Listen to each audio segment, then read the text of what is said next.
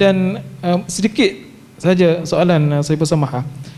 Adakah menjadi sunnah lah kita kata kalau ada masalah sakit dibuat orang, kita gunakan jampi, ataupun alternatif lain juga sunnah?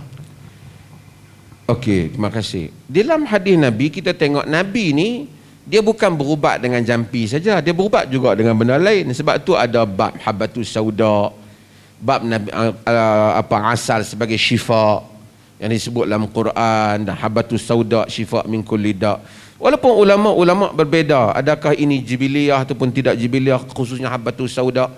Ulama-ulama hadis kebanyakannya cenderung macam kata boleh guna bahan-bahan itu, memang Nabi maksudkan bahan-bahan itu.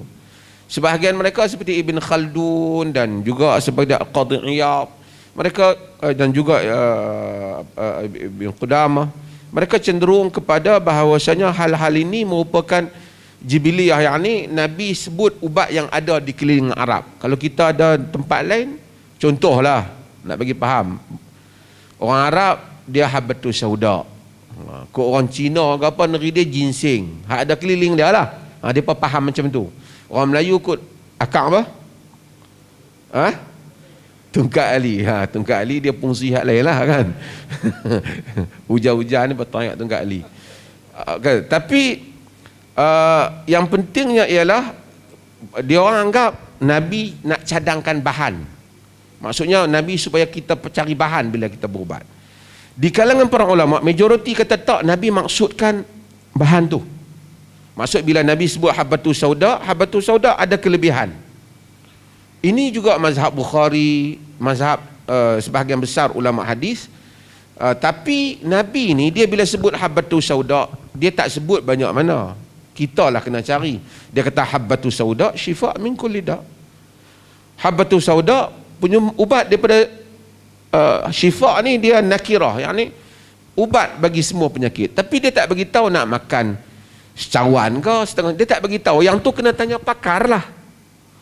Kita sendiri pergi tanya mufti, banyak mana nak makan. Mufti bukan ahli tu, ahli kena pergi ke makmal, pergi tanya ustaz tak betul lah. Kena tanya orang yang akhirnya orang tak kena tanya doktor lah juga, orang yang buat kajian tentang tu.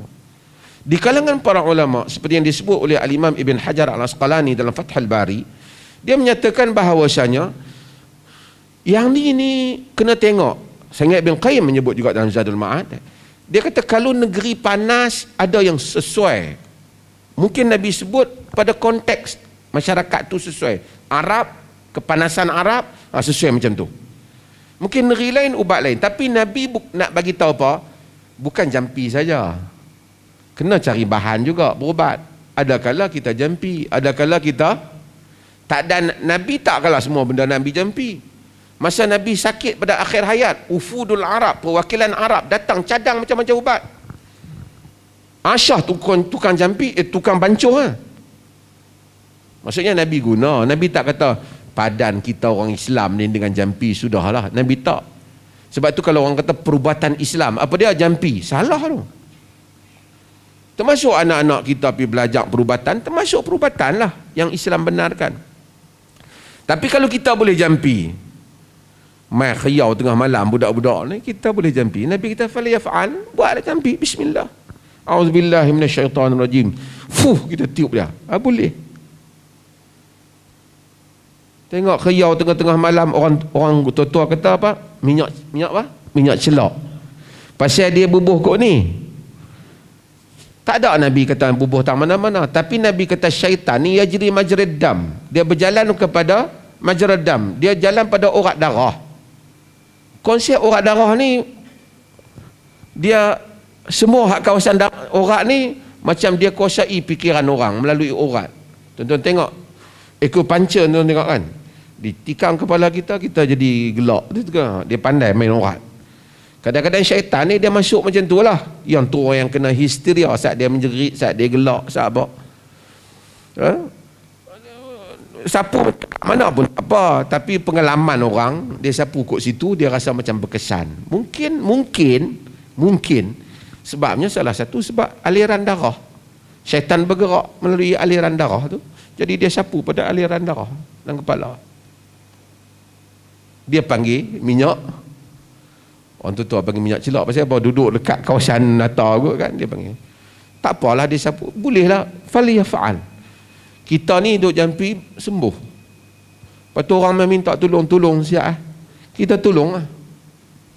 Boleh tak bila lepas tolong tu minta upah pula? Boleh. Ada dalam hadis Bukhari. Boleh. Boleh jampi kita, tapi saya jampi cah RM10. Tak apa, boleh. Pasal ada kerja. Bukan duduk saja. Pasal ada kerja. Nak kena baca, cari ni kan. Cuma tak ada lah pendetailan dalam hadis jampi di minyak zaitun ke jampi. Tak ada. Tetapi oleh kerana minyak zaitun ni umpamanya dia minyak yang barakah. Kan? Syajaratul zaitun. Pokok zaitun ni. Syajaratun mubarakah. Pokok yang berkat. Kita baca dalam surah An-Nur. Kan? Jadi ada orang cadang minyak zaitun, boleh ke? Ada orang berminyak nyok, boleh ke? Ada orang jampi terus, boleh ke? Daun bidara umpamanya, daun bidara. Tak ada dalam hadis kata daun bidara. Yang daun bidara dalam hadis guna untuk apa? Orang apa? Orang mati, mandi mayat. Tetapi tajribah, pengalaman orang ni, pengalaman ni dapati, hatta ada riwayat daripada Sa'id bin Musayyib, dapati jin tak apa suka daun bidara. Bukan daun tu ajaib, tak.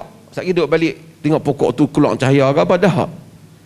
Dia macam ni, lipas tak suka benda tertentu, ulat tak suka bau tertentu, kita pun tak suka benda yang bau tertentu.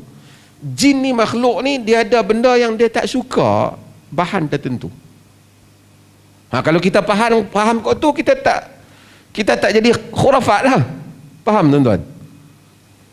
Ibnu Taimiyah rahimahullah, ada orang zaman dia hebat, kononnya masuk dalam api tak terbakar, sihir. Ibn Taimiyah kata boleh masuk sekali lagi, sapu daun bidara penuh badan. Nak tengok dia sapu badan bidara, masuk terbakar dah. Heran. Ibn Taimiyah kata sebab kerana jin tak mau rapat dengan dia tak suka daun tu. Jadi makhluk, manusia pun kita ada benda kita tak suka, bau benda tu pening, duduk dalam kereta muntah kita misalnya. Kalau kita faham konsep yang macam tu, tak adalah kita khurafat. Maka ada orang bila dia jampi, kita tengok dia buah daun bidara ke apa semua, sebab yang rasional, tak, wallahu alam.